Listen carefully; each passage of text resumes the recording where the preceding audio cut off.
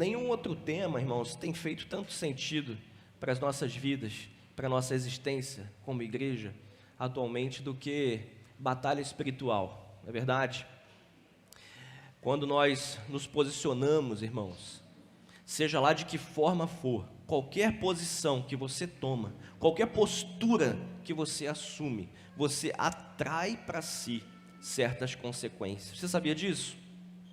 Para tudo na vida, independente se for na área espiritual, independente se for na área profissional, independente se for na área familiar, na área dos relacionamentos, qualquer postura, grava isso, irmãos, qualquer postura que você assume, atrai para você certas consequências.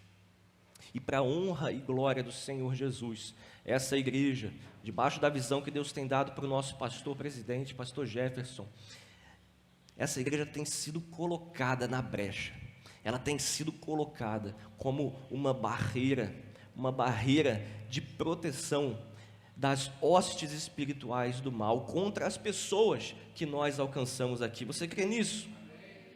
Isso é verdade, irmãos. A igreja é uma barreira que Deus colocou nesta terra para que o inimigo tenha a sua ação freada. E Deus colocou em nossas mãos esse poder, colocou em nossas mãos essa incumbência, colocou em nossas mãos essa missão de sermos representantes dele aqui na terra, fazermos aquilo que ele fez nessa terra, entregarmos a mensagem que ele entregou quando esteve aqui como homem nesta terra, e assim trazer luz aonde quer que nós estejamos. E precisamos crer nisso, precisamos nos posicionar e assumir essa postura de quem está verdadeiramente dentro de uma batalha, e no nosso caso, uma batalha espiritual. Quando a gente fala de batalha, vem o que em mente? O que vem em mente, irmãos? Luta, guerra, sangue, não é? Armas. E se você assiste muita série antiga, vem o que? Espada, vem armadura, vem cavalos, vem tudo isso na nossa mente. Mas só que, irmãos, a palavra de Deus nos diz que a nossa luta, a nossa guerra não é contra carne e sangue. A nossa luta, a nossa guerra é contra o quê?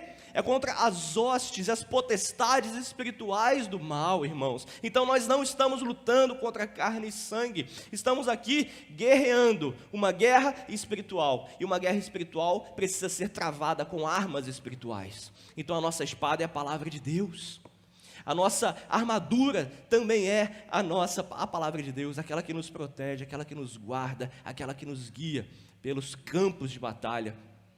E, irmãos, como nós precisamos estar com a nossa postura firme, porque a palavra de Deus nos diz que quem põe a mão no arado e olha para trás não é apto para o reino de Deus. E trazendo essa analogia que Jesus faz no Evangelho de Lucas, trazendo para um ambiente de guerra, para um ambiente de batalha, nós podemos podemos deduzir que aquele que não sabe empunhar uma espada não é apto para a guerra. E eu estou falando de guerra espiritual. Aquele que não sabe empunhar a palavra de Deus, aquele que não está revestido com a unção vinda do Santo Espírito de Deus, não está apto para pôr os pés no campo de batalha. Irmãos, eu peço a Deus, clamo ao Senhor, que todos nós, sem exceção, estejamos aptos, estejamos revestidos por essa unção dos altos céus, para que a gente entre no campo de batalha espiritual e tenha vitória lá dentro, e que resgate os que estão abatidos lá dentro, que nós possamos trazê-los de volta para os caminhos do Senhor. Você se sente nessa batalha, irmão? Sim ou não? Amém. E nessa batalha, irmãos, tem uma máxima, que inclusive é o tema da mensagem de hoje, que é: faça a coisa certa, custe o que custar. Você pode repetir comigo? Faça a coisa certa, custe o que custar. Amém, irmãos? É esse lema que nós devemos ter, só que esse é um lema muito fácil de ser falado, é um lema que é uma frase de efeito, é um lema que pode ser colocado, projetado nas maiores telas desse mundo, feitas as melhores artes gráficas para ilustrar o que quer dizer essa frase, mas se essa frase não sair dos nossos lábios, não sair das telas de projeção e não entrar em nossos corações, não acontecerá o efeito que precisa acontecer. E refletindo a respeito disso, a respeito de fazer a coisa certa, custe o que custar, me veio à mente uma cena de um filme que eu assisti há muito tempo atrás. Um filme que provavelmente a maioria daqui assistiu, filme do Capitão América. Quem gosta aí de filme de super-heróis? Tem alguém aí? Capitão América, quando ele estava ainda fraquinho, lembra? Quando ele era ainda magrinho, assim, ninguém dava nada por ele. Ele estava ali, vê se você vai lembrar da cena. Ele estava ali caminhando numa espécie de uma concentração militar e de repente ele vê que cai uma granada no chão. Uma granada sem o pino, né? Acionada, não sei se é o nome que dá.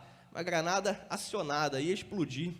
E a reação dele foi impressionante demais. A reação dele, como um instinto.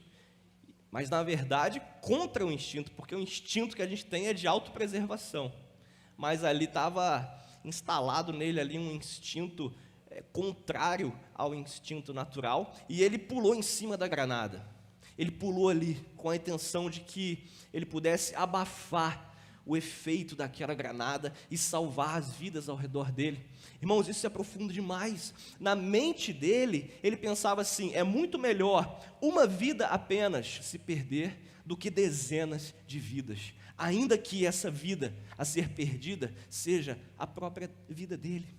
Era essa a mentalidade, e eu queria conduzir a reflexão de hoje nessa linha, só que saindo de um personagem da ficção, do cinema, e indo para um personagem muito real da palavra de Deus, que é o profeta Daniel. Eu queria que você abrisse a sua Bíblia lá no livro de Daniel. Daniel verdadeiramente, irmãos, foi um homem que levou muito a sério esse lema: fazer a coisa certa, custe o que custar. Podemos afirmar, sem medo de errar, que Daniel, desde o início da vida dele, ou pelo menos desde o momento em que ele aparece aqui no relato bíblico, até o final de sua vida, ele foi um homem que levou muito a sério e fez verdadeiramente, sempre, a coisa certa, ainda que o custo por isso fosse a própria vida dele. Eu quero ler o último versículo do livro de Daniel. Está lá no livro de Daniel, capítulo 12, verso 13. Iremos começar pelo fim. Daniel 12, verso 13. Diz assim a palavra de Deus: tu, porém, segue o teu caminho até o fim, pois descansarás, e ao fim dos dias te levantarás para receber a tua herança. Aleluia, glória a Deus, irmãos. Essa frase aqui, eu escolhi começar essa mensagem pelo último verso do livro de Daniel, porque é um verso que sintetiza um pouco daquilo que nós queremos entender nessa manhã.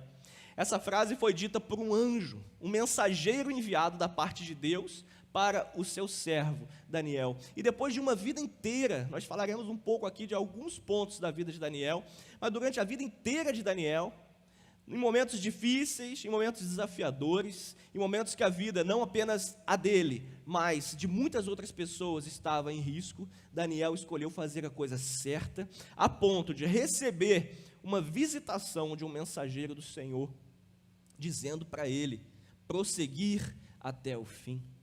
Uma sentença de aprovação pela sua postura, e nessa sentença de aprovação, esse mensageiro do Senhor declara que a herança dele estava garantida, aquela recompensa estava reservada para Daniel, esse homem, esse servo fiel a Deus. Daniel foi realmente um homem notável, irmãos. Daniel, ele é um dos poucos personagens bíblicos que nós não conseguimos achar falha nele. Perceba bem, irmãos, nós temos dezenas, talvez centenas de personagens bíblicos que foram muito usados pelo Senhor, Mas muitos deles, a palavra de Deus, próprio Espírito de Deus, decidiu inspirar os escritores de forma a relatar os altos e baixos. Isso acontece com Davi, não é verdade? Davi é considerado um homem segundo o quê? O coração de Deus. Ou seja, você vai falar assim, gente, que maravilha! Como que eu posso fazer para alcançar um título desse, como o de Davi, um homem segundo o coração de Deus? Olha que título maravilhoso. Davi matou o gigante. Antes do gigante, ele já tinha matado um leão e um urso. Davi, ele reuniu as tribos de novo, um rei maravilhoso, um rei glorioso. Deus usou poderosamente a vida de Davi. Mas Davi teve momentos de fraqueza, ele teve momentos em que ele cometeu adultério, ele conspirou e foi o mentor intelectual de um assassinato.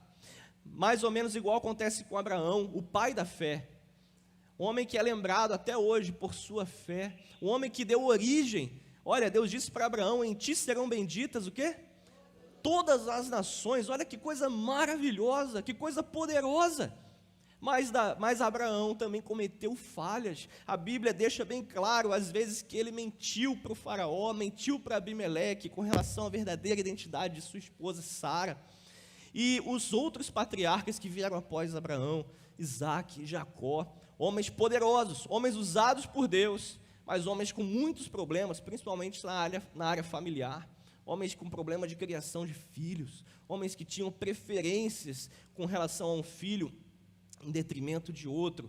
Então percebam, irmãos, a fraqueza humana nunca foi motivo para que Deus não usasse um servo com o coração aberto para ele.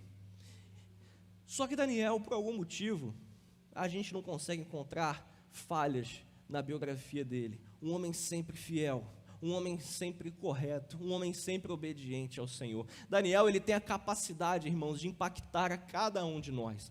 Daniel, o livro, a sua história, tem a capacidade de impactar desde as crianças, quando elas têm lá no imaginário delas aquela cena da cova dos leões, não é verdade?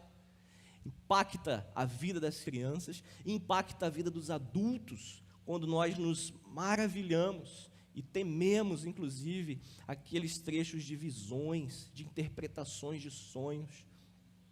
Então podemos dizer que realmente Daniel foi um homem que cumpriu a sua missão, sem medo da morte. O único medo que Daniel tinha era de desobedecer às leis do Senhor. O único medo que Daniel tinha era de pecar contra o Senhor. E assim ele construiu uma história maravilhosa, uma história que rompe os séculos e chega até nós. Mas, analisando alguns pontos marcantes na vida de Daniel, nós percebemos que essa força dele, essa capacidade que ele tinha, essa fidelidade à prova de tudo, obrigado, irmão,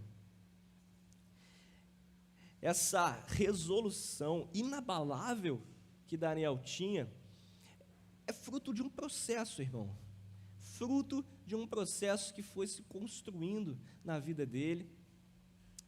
Fato é que nós só temos conhecimento de Daniel, de seus amigos, da fase da juventude em diante, mas desse momento da sua vida até o final, nós percebemos que Daniel evolui na presença do Senhor e tomando decisões, assumindo posturas que construíram esse gigante da fé, esse herói da fé.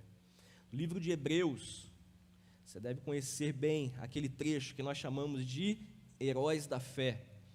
Lá, quase no final do livro de Hebreus, capítulo 11, do 11 para o 12, o autor de Hebreus, que até hoje não descobriram quem é, mas o autor de Hebreus, ele faz questão de pontuar vários homens, símbolos da fé. E ele faz referência a Daniel. Ele fala esses homens valorosos, esses homens poderosos, que foram capazes de fechar a boca dos leões. Então você vê que cerca de 500, 600 anos depois de Daniel, havia alguém que se lembrou do que ele fez. E até hoje, 2000 anos depois do relato de Hebreus, nós estamos aqui lembrando das ações, da postura de Daniel. A primeira coisa que Daniel fez, irmão, quero que você acompanhe, está lá em Daniel 1:8.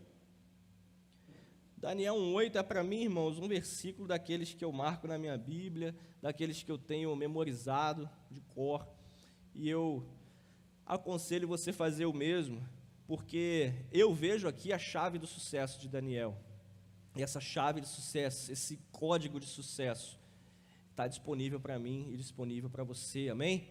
Daniel 1:8 vai dizer assim, eu vou ler na versão Almeida atualizada e corrigida, diz assim: resolveu Daniel firmemente não contaminar-se com as finas iguarias do rei, nem com o vinho que ele bebia.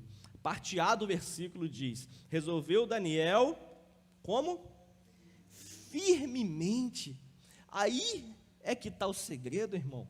Uma decisão firme é diferente de uma simples decisão.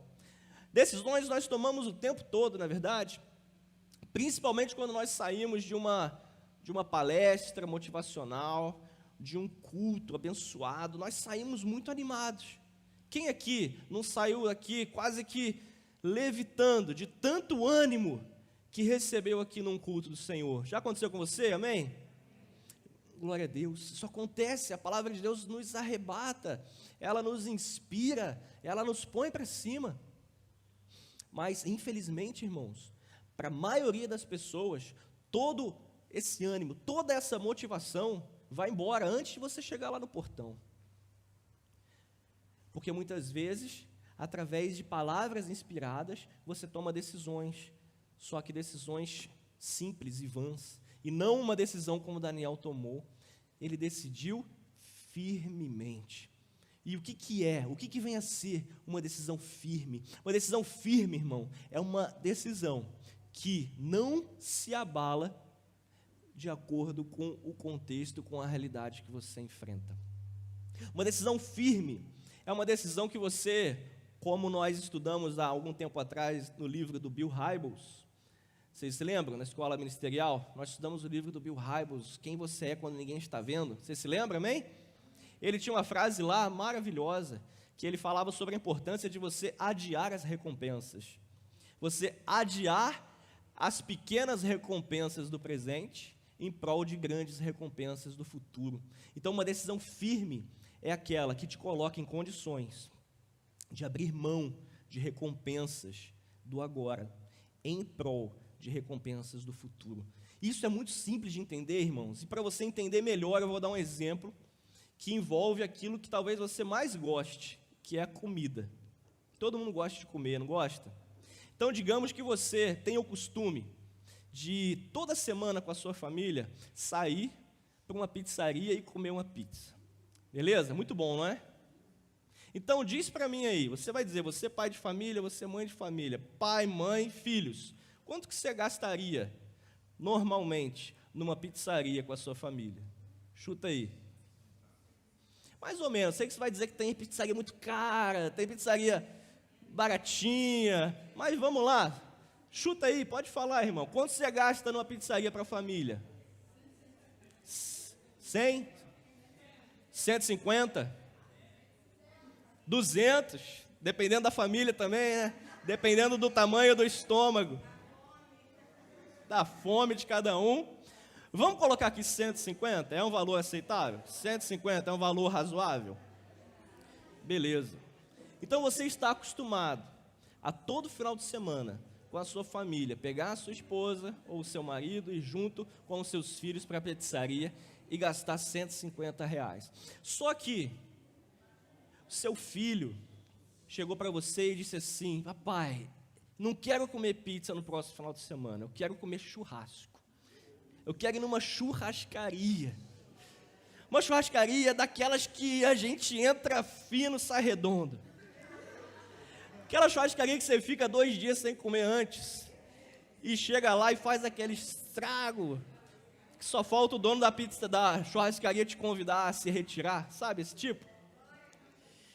Quero 10, que vem carne de tudo quanto é tipo. Beleza. Você, como um bom pai, você vai começar a fazer as contas. Só que churrascaria é mais caro ou é mais barato do que pizzaria? Bem mais caro, né, irmãos? E aí você faz as contas e vê que, para você ir com a sua família, seu gasto não vai ser mais os R$150 que você tem. Seu gasto vai ser para lá de R$500, R$600.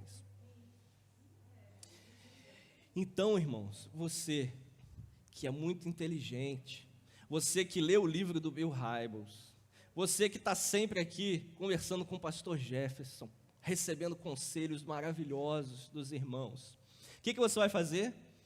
Você vai abrir mão das pequenas recompensas do presente, em prol de uma recompensa maior do futuro. Se você ficar alguns finais de semana sem a sua pizza, cada final de semana que você ficar sem a sua pizza, são R$ 150 que você poupou. Então você combina com a sua família de segurar a onda, segurar a barra, comer um pãozinho com ovo, comer um miojo, fazer um lanche durante alguns finais de semana, porque depois de um mês você vai ter condições de levar a sua família nas melhores churrascarias, de fazer a festa. Isso é abrir mão de pequenas recompensas do presente em prol de uma grande recompensa do futuro. Deu para entender? Então você passa um apertozinho hoje, você passa uma dificuldadezinha hoje, porque isso vai servir de pedra de construção para uma grande vitória que estará lá na frente. E uma decisão firme, como essa de Daniel, é uma decisão assim, uma decisão que te dá forças para abrir mão disso, é uma decisão que te dá forças para você romper com as dificuldades que as pessoas colocam diante de você. É que não dá tempo de ler tudo a respeito de Daniel, irmão, mas você sabe que ele teve até o seu nome trocado. Daniel com seus amigos, eles foram levados cativos do reino de Judá para a Babilônia, sofreram a opressão de uma nação pagã que os escravizou. Eles foram impostos a uma cultura diferente, eles foram impostos a uma vida, a um convívio com uma cultura pagã, uma cultura que nem conhecia o seu Deus. Eles tiveram seus nomes trocados. Tanto é que poucos conhecem os nomes de Daniel, Ananias, Misael e Azarias. Todo mundo conhece Daniel, mas conhece os outros três como Sadraque, Mesaque e Abdinego. Então eles tiveram até os seus próprios nomes trocados, irmãos, mas olha, glória a Deus, porque esses homens, diante de tanta dificuldade, diante de cultura pagã tentando se implantar em suas vidas, eles não abriram mão de ser fiéis ao Senhor, eles decidiram não se contaminar, porque eles sabiam que a identidade real deles estava em Deus. Não importa o nome que dessem para eles, eles sabiam a sua real identidade, irmãos. Isso se aplica a mim e a você, amém? Quando nós firmamos posição, irmãos, virão as dificuldades, virão os problemas, virão os ataques, virão os preconceitos. Você vai ser chamado de muita coisa, irmãos, mas não se esqueça que o Deus dos céus te chama de filho, e é isso que importa. Aleluia, glória a Deus. As pessoas vão te atacar, vão te dizer, você é retrógrado, e você vai estar ali na sua mente, não, eu sou filho de Deus. As pessoas vão te atacar dizendo, olha, assim você não vai aproveitar as oportunidades da vida, e você está ali mentalizando, não, eu já aproveitei a melhor oportunidade de vida, que é aceitar Jesus Cristo no meu coração. As pessoas vão te dizer, olha, desse jeito, você não vai chegar a lugar algum. E você fala, não, eu cheguei no reino dos céus, esse é o meu reino. Você desse jeito não vai conseguir carros, mansões. Não, as minhas mansões são as mansões celestiais, que o Filho de Deus já está preparando para mim lá nos céus. Aleluia, irmãos, essa é a nossa identidade, Filho de Deus, criado à imagem e semelhança de Deus, lavado pelo sangue de Jesus. É essa identidade que é a minha e é a sua, e isso nos dá forças para tomarmos decisões firmes e inabaláveis, amém? No passo seguinte, Daniel estava ali, avançando na sua firme decisão. Daniel começou a recusar tudo de bom que havia naquela terra, e perceba, irmão, perceba comigo, nós estamos falando da maior potência mundial da época, que era Babilônia. Não havia nenhuma outra nação mais poderosa que Babilônia. E a Babilônia, irmãos, ela era governada por um rei chamado Nabucodonosor. E Daniel e seus amigos estavam ali na corte do rei Nabucodonosor. Não havia absolutamente nada no mundo inteiro daquela época que não houvesse muito melhor dentro da corte daquele homem. E era tudo isso que estava sendo oferecido para Daniel e os seus amigos. Mas eles resolveram não se contaminar. E eles decidiram fortemente. Grave essa palavra para você, grave essa palavra no seu coração, fortemente. É isso que faz a diferença. E quando você avança na sua decisão firme, quando você não se deixa levar pelas dificuldades, quando você enfrenta, quando você encara de frente toda a oposição e mantém a sua firmeza de decisão, vem a santificação, vem o poder de Deus manifestado na sua vida. Com Daniel foi assim, ele avança na fidelidade ao Senhor, e no primeiro momento em que surge uma demanda, no caso da parte do rei Nabucodonosor, esse rei ele tem um sonho que ninguém podia revelar, e ele tinha na sua corte muitos sábios, muitos adivinhos, muitos magos, feiticeiros, pessoas que trabalhavam com essa parte oculta, essa parte misteriosa, essa parte mística, e nenhum deles foi capaz de interpretar o sonho de Nabucodonosor. E, de repente, quem foi chamado? Daniel. Daniel ora ao Senhor, Daniel pede sabedoria ao Senhor, e Daniel revela o sonho que o rei Nabucodonosor tinha tido, algo que ninguém mais conseguiu revelar. E ao final dessa interpretação, que está no capítulo 2 de Daniel, quando o rei Nabucodonosor escuta as palavras de interpretação de Daniel, olha o que ele diz, olha o que ele faz. Estamos falando aqui, irmãos, do rei mais poderoso da época, diante de um escravo, vindo do reino de Judá. 46, capítulo 2, verso 46. Então o rei Nabucodonosor se inclinou e se prostrou o rosto em terra perante Daniel, e ordenou que lhe fizessem oferta de manjares e suaves perfumes. Disse o rei a Daniel: certamente o vosso Deus é o Deus dos deuses, e o Senhor dos reis, e o revelador de mistérios, pois pudeste revelar este mistério. Então o rei engrandeceu Daniel e lhe deu muitos de grandes presentes, e o pôs por governador de toda a província da Babilônia, como também o fez chefe supremo de todos os sábios da Babilônia. É pouca coisa ou é muita coisa, irmãos? Nós estamos falando aqui do rei mais poderoso do mundo da época, se inclinando e se prostrando diante de um servo de Deus. Irmãos, não tem poder, não tem autoridade humana alguma que possa resistir diante da autoridade de Deus. E glória a Deus, que essa autoridade do Deus Altíssimo, ela se revela através da vida dos seus servos, que decidem firmemente. Daniel era um deles, e à medida que ele avançou na sua decisão, na sua firmeza, ele alcançou poder. Irmãos, nós, hoje em dia, quando avançamos no nosso processo de santificação, nós recebemos poder do alto. Você crê nisso? O Novo Testamento vai nos dizer, Jesus dizendo aos seus discípulos: recebereis poder quando descer sobre vós o Espírito Santo, e esse poder vai fazer você ser capaz de fazer muitas coisas, sendo minhas testemunhas. Irmãos, o poder vem para aquele que persiste no seu processo de santificação.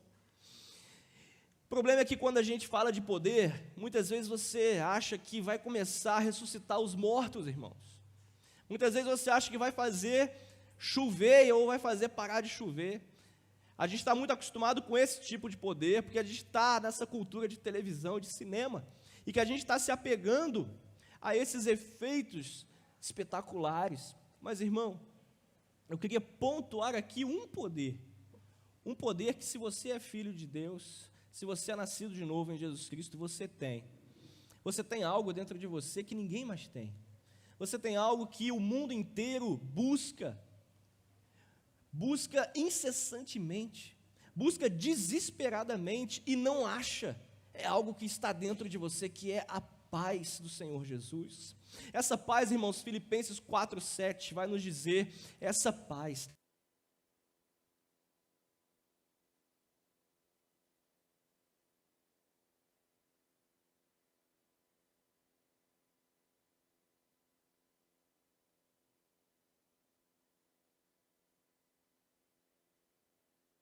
som. Olha que maravilha, irmãos. A paz do Senhor, que excede todo entendimento, guardará a sua mente e o seu coração em Cristo Jesus. É essa paz que habita o meu coração, que habita o seu coração, meu irmão, que é capaz de permanecer, mesmo em meio ao caos, mesmo que você passe no meio do vale da sombra da morte, irmão. Você não entrará em desespero, porque o Senhor está contigo. O Senhor enche o seu coração de paz, porque Jesus, Ele é o príncipe da paz. O próprio profeta Isaías vai dizer que Ele tem vários nomes: maravilhoso conselheiro, Deus forte, Pai da eternidade, e o quê? Príncipe da paz, irmãos. Essa paz que muitos matam, muitos dão tudo o que têm, em troca de um pouco de paz. E acabam recebendo muitas vezes a paz falsa, a paz desse mundo, que dura talvez apenas uma noite. E no dia seguinte o vazio está maior ainda do que estava anteriormente. Você tem essa paz dentro de você, isso é poder de Deus manifestado na sua vida. E aí sabe o que vai acontecer, irmãos? Depois que você avançou na sua decisão firme, com isso você ganhou poder. E quando você ganha poder, vem o reconhecimento. Daniel 5, verso 10. No momento de dificuldades, no momento onde outra coisa sobrenatural acontece, com um sucessor já de Nabucodonosor, e todos estão ali desesperados, tentando também encontrar a interpretação para outro acontecimento sobrenatural, de letras escritas na parede por uma mão, e todos estão ali, o que isso quer dizer, quem é que pode interpretar o que está escrito ali? E de repente o verso 10 do capítulo 5, surge a rainha mãe, e essa rainha mãe diz o seguinte, verso 10, a rainha mãe, por causa do que havia acontecido ao rei e aos seus grandes, entrou na casa do banquete e disse, ó rei, vive eternamente, não se turbem os teus pensamentos, nem se mude o teu semblante. Há no teu reino um homem que tem o espírito dos deuses santos. Nos dias de teu pai se achou nele luz e inteligência e sabedoria, como a sabedoria dos deuses. Teu pai, o rei Nabucodonosor, sim, teu pai, ó rei, o constituiu chefe dos magos, dos encantadores, dos caldeus e dos feiticeiros, porquanto espírito excelente, conhecimento e inteligência, interpretação de sonhos, declaração de enigmas e solução de casos difíceis se acharam neste Daniel, a quem o rei pusera o nome de Beltesazar. Chame-se, pois, Daniel, e ele dará a interpretação. Daniel era conhecido pelo poder e pela autoridade que se manifestava na sua vida. A rainha mãe não conhecia o Deus de Daniel, por isso ela diz, o espírito dos santos deuses, era a linguagem que ela podia ter. Ela era uma mulher pagã, adorava outros deuses, ela não tinha condições de reconhecer quem era esse Deus, então por isso ela usa essa linguagem, dizendo que em Daniel foi achado o espírito excelente, em Daniel habitava o espírito do Deus dos deuses. Irmãos, quando a gente é fiel no nosso propósito, quando o poder vem logo depois o reconhecimento. E sabe o que vai acontecer, irmãos? Aquelas mesmas pessoas que faziam chacota de você, lá na fase em que você estava firmando o seu propósito, aquelas pessoas que te rotulavam como atrasado, retrógrado, alguém que não aproveita as oportunidades da vida, essas mesmas pessoas, quando as coisas estiverem muito difíceis, elas vão olhar ao redor, elas vão procurar qualquer pessoa que esteja próximo a elas, que pode dar-lhes um pouco de paz e esperança, e ela vai enxergar você. Ela vai entender assim: aquele ali é servo do Deus Altíssimo. Talvez aquela pessoa não entenda nada a respeito de Jesus, a respeito do Espírito Santo, e ela vai dizer: olha, tem algo diferente nele, tem algo diferente nela. Irmãos, como um rio de águas tranquilas, as pessoas irão até você para buscar um frescor para a sua alma, porque você perseverou no seu propósito, porque em você se manifestou o poder de Deus, e agora você é reconhecido por isso, porque você fez a coisa certa, independente do preço que você pagou para isso. Irmãos, e como é bom, irmãos, nós sermos resposta de Deus para as almas aflitas. As pessoas vão chegar do seu lado te pedindo conselhos, as pessoas vão chegar te pedindo orientações, as pessoas vão chegar para abrir o coração, as pessoas vão chegar buscando que saia dos seus lábios uma palavra que lhes traga paz, porque você se tornou um oásis no meio do deserto, e isso é a manifestação do poder de Deus na sua vida. Glória a Deus, querido. E por fim, irmãos, Daniel terminou a sua vida dele já avançado em dias. Daniel veio a falecer já, segundo alguns estudiosos, para lá dos 90 anos. E em todos os dias de Daniel, o único medo dele era ser infiel a Deus. O único medo dele era pecar contra o Senhor. E isso fez dele um grande homem, que foi maior do que os reinos por onde ele passou. Daniel foi capturado ainda jovem por Nabucodonosor, rei da Babilônia. O rei caiu, seu filho caiu, o reino babilônico caiu, mas Daniel não caiu. Quando veio o império medo-persa, subjugou totalmente Babilônia, mas eles perceberam também que em Daniel havia algo diferente. E Daniel, depois de ter sido governador supremo na Babilônia, ele também vem a ser governador supremo no reino medo-persa. E ele continua com seu propósito, independente das ciladas que os opressores, os adversários dele tramavam, ele perseverava fiel ao Senhor, a ponto, irmãos, de chegar, e aí eu caminho para o fim dessa mensagem. Por causa de sua fidelidade, ele foi lançado na cova dos leões, já no Império Medo-Persa. Estamos já falando do rei Dario da Pérsia. E o rei Dario da Pérsia, com o coração muito amargurado, por ter sido ali envolvido numa trama muito cruel, e ter sido necessário lançar Daniel na cova dos leões.